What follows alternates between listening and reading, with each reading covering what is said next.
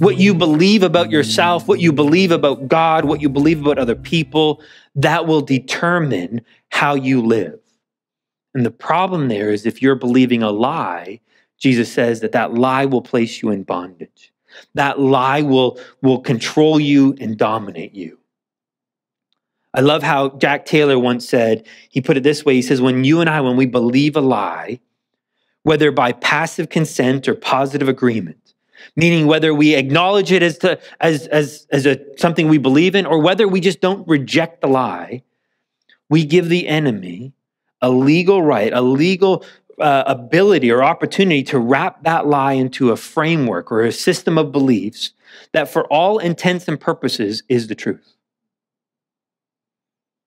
Because I believe it's true, I'm going to live like it's true.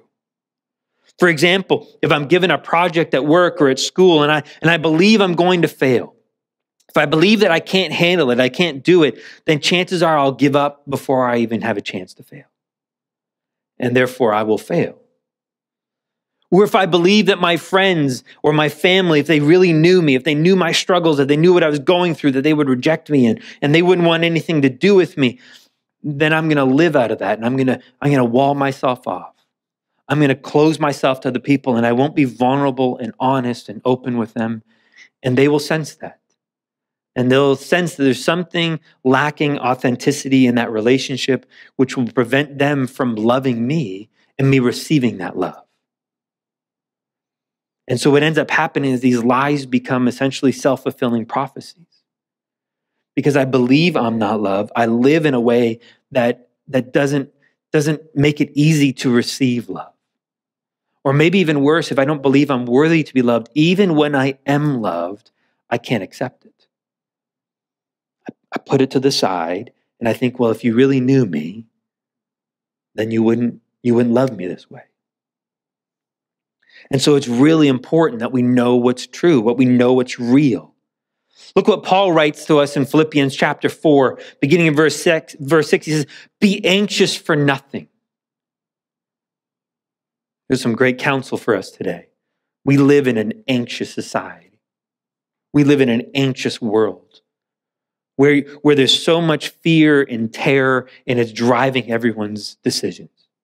Whether it be fear with COVID or fear with vaccines or fear of this political party or that political party or fear of just other people in general, there's so much fear and mistrust. And yet Paul writes to us, be anxious for nothing, but instead, in everything, by prayer and supplication with thanksgiving, let your requests be made known to God.